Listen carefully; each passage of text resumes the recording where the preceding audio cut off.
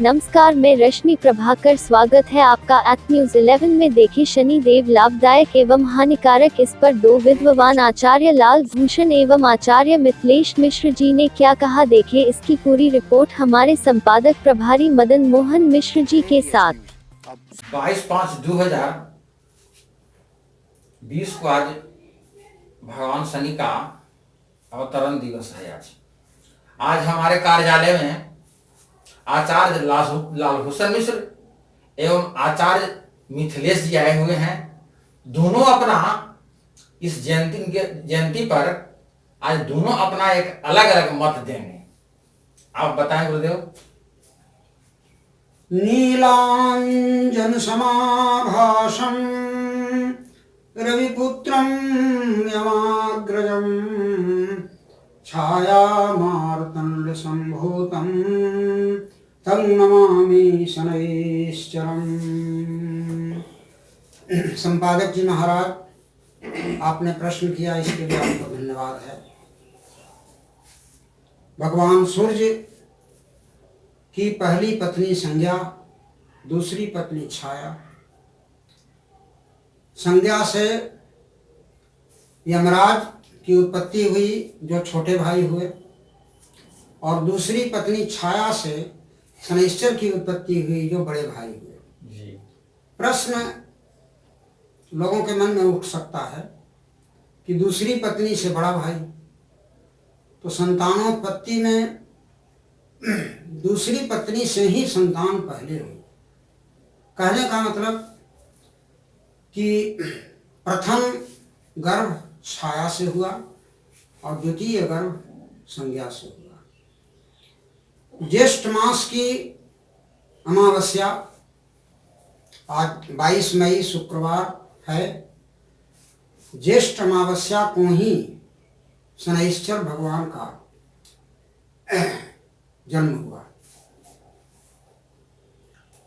अब रह गई बात जो बड़ा ही प्राकरणिक है कि रावण ने भी शनि को धरती में प्रवेश करा दिया था और निकाला गया था। उस दिन भी ज्येष्ठ अमावस्या ही थी। दो तरह से इनकी उत्पत्ति हुई और दोनों दिन समय एक ही रहा। अब रह गई बात कि इनका रूप क्या है, रंग क्या है, क्योंकि आपने परिचय पूछा है। तो नीलांबरो नील वपुः किरीटी, नीले वस्त्र को धारण करने वाले शनिदेव जी। सांवला चेहरा जी, मुकुटधारी जी ललाट में। इतना ही नहीं, रौद्र स्वरूप इनका, भयानक स्वरूप, डरावना स्वरूप।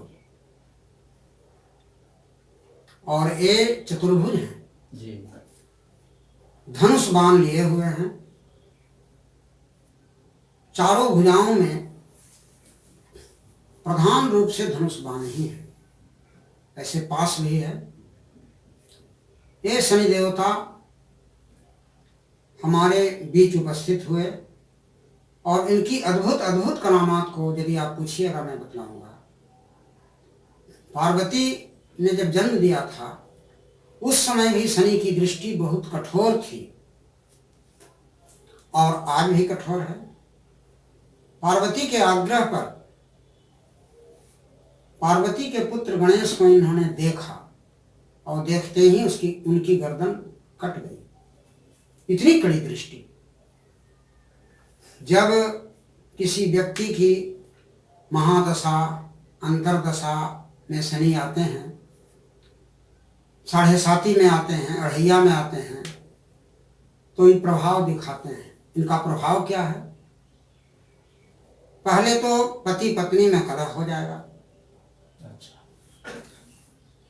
यदि लोहा का रोजगार आप करते हैं, लोहा का व्यवसाय, तो उसमें बढ़ोतरी होगी। शनि की दृष्टि यदि उच्च की है तो बहुत विकास होगा, और वक्र दृष्टि है तो बहुत ह्रास भी होगा। ये सब इनके परिचय है। अब आगे आप पूछें। और इनके बारे में आप ही बताइए विशेष शनि के बारे में। हाँ, शनि के बारे में विशेष बातें। अभी आपके सामने हम आचार्य लालभूषण जी से बात कर रहे थे। इनसे हमने सवाल किया था शनिचर भगवान की उत्पत्ति के बारे में। अभी हम आचार्य मिथिलेश जी से बात करेंगे कि शनि को न्यायाधीश देवताओं में कैसे माना गया, काहे माना गया।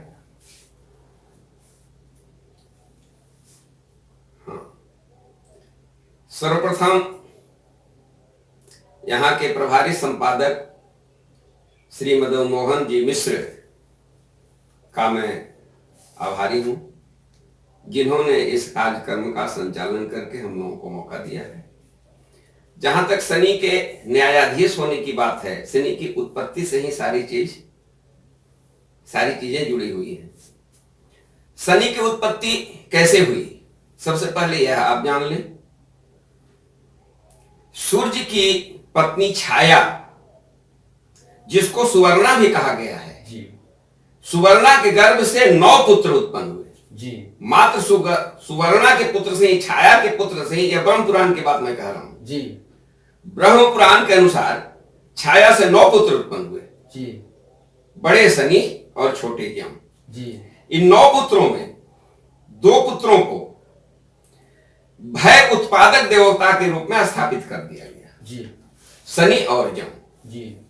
शनि दंडात्मक स्वरूप है शनि का जी, और यम का स्वरूप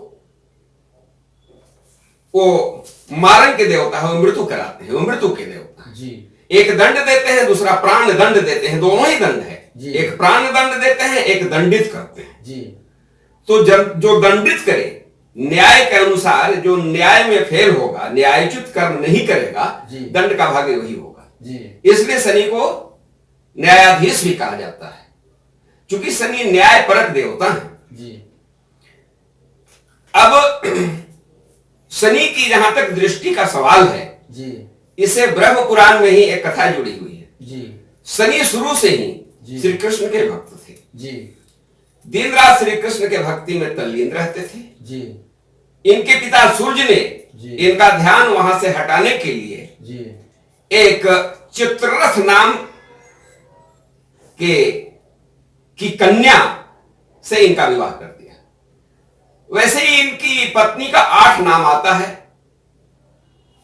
लेकिन शनि जब इतने शांत स्वभाव के थे, जब विवाह ही नहीं करना चाहते थे, श्री कृष्ण के भक्ति में लीन थे, तो 8 पत्नियों का होना ये युक्ति संगत नहीं लगता है।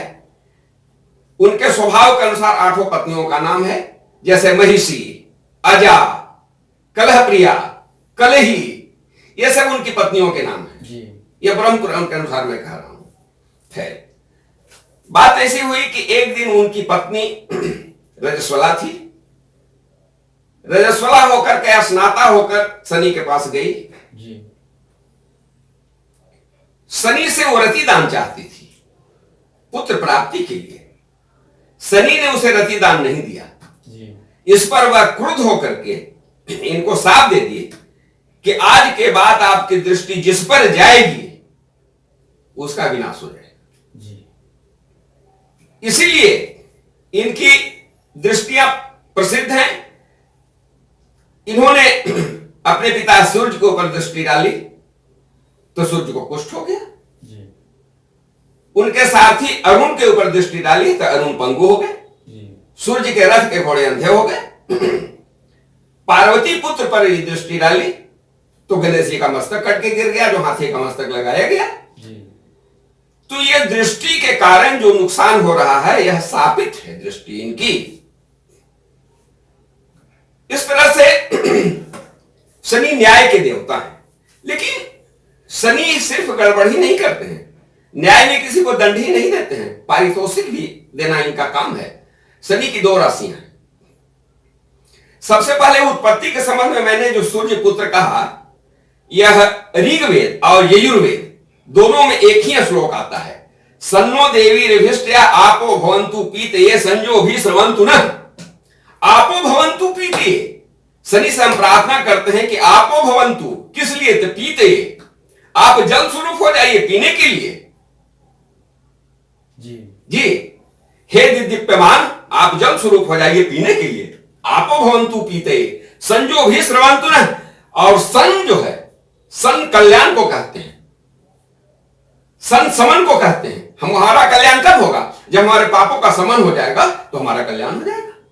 तो सन का अर्थ है समन करना, पापों का समन करना, कल्याण करना। ऐसे भी शनि समयते पापम, शनि पापों का समन करते हैं, तो पापों का समन करके हमको कल्याण करते हैं। इनके वाहन के बारे में क्या कहना इनका है? इनका जो वाहन, हाँ गिद्ध है, गिद्ध है वाहन इनका। गिद्ध ही क्यों इनका है? हाँ गिद्ध ही क्यों है? गिद्ध मरे हुए स्वरूप का भक्षण करता है, जी, इसीलिए इनका वाहन गिद्ध है।